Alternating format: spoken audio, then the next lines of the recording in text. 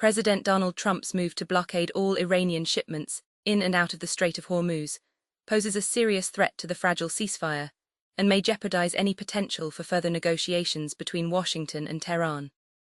This decision was made just hours after high-level talks in Islamabad that, although not resulting in any formal agreement, had left the door open for continued discussions. Through the blockade, Trump wants to force Iran to accept the terms presented by American Vice President J.D. Vance during last weekend's talks in Islamabad. However, this escalatory action to restrict access to the critical waterway may not achieve what the U.S. six-week military campaign failed to accomplish. Iran has threatened to resume attacks on American military assets in the Gulf if the naval embargo is not lifted, rendering the situation more volatile. The U.S. threat to cut off Iran's oil exports could draw other countries, both from the region and beyond, into the conflict. There has understandably been widespread rejoicing over the comeuppance of Viktor Orbán in last Sunday's Hungarian elections.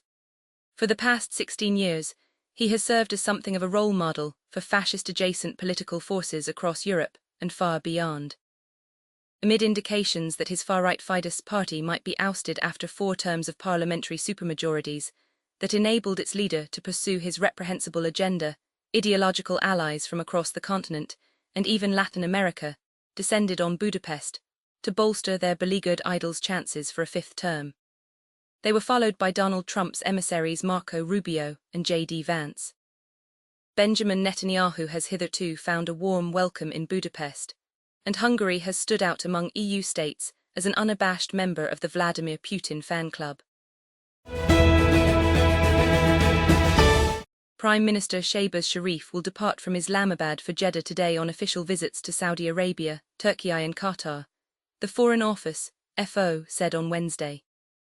Prime Minister Mohammed Shehbaz Sharif will undertake official visits to the Kingdom of Saudi Arabia, the State of Qatar, and the Republic of Turkey from 15-18 April. The FO said in a statement posted to social media platform X. The Pakistan Stock Exchange's PSX benchmark KSE 100 index gained over 4,300 points during intraday trade on Wednesday, sustaining its bullish momentum for a second consecutive day. The positive trend comes amid hopes that peace talks between the United States and Iran will proceed to a second round, with US President Donald Trump saying they are more likely to be held in Islamabad. King Charles III will give a landmark address to the US Congress on his first state visit this month, marking shared history and deep ties, Buckingham Palace said Tuesday. Making his first state visit to the US as monarch from April 27, Charles will address lawmakers from both chambers, accompanied by Queen Camilla, the royal communications team said. US President Donald Trump, whose war and immigration policies have been condemned by Pope Leo, reiterated his criticism of the religious leader on Tuesday night. In a post on Truth Social, Trump urged that someone please tell Pope Leo about the killings of protesters by Iran, and that, for Iran to have a nuclear bomb is absolutely unacceptable. China's President Xi Jinping met with Russian Foreign Minister Sergei Lavrov on Wednesday, Chinese state media said, as a string of leaders of countries impacted by the Middle East war flock to Beijing. Lavrov joins Spanish Prime Minister Pedro Sanchez, Abu Dhabi's Crown Prince Mohammed bin Zayed Al Nahyan, and Vietnam's President To Lam in meeting with Xi this week.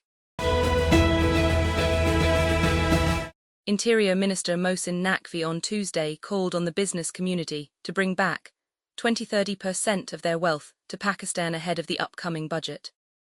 Speaking at a ceremony at the Federation House in Karachi, he said that the government would facilitate the business community, but at least give this one gesture over the next 3 months before the budget, and then see what happens.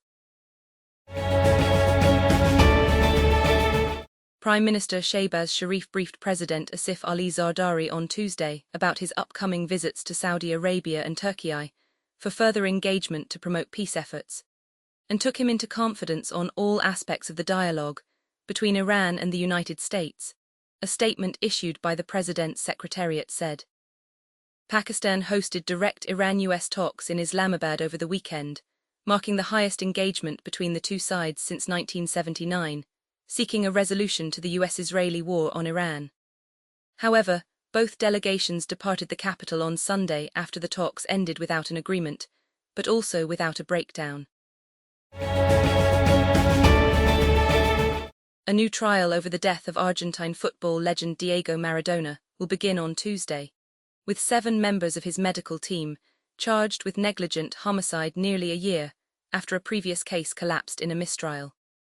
An enduring presence in Argentina, from towering murals to tattoos, Maradona died on November 25, 2020, at 60, after a heart attack while he was recuperating from brain surgery to remove a blood clot.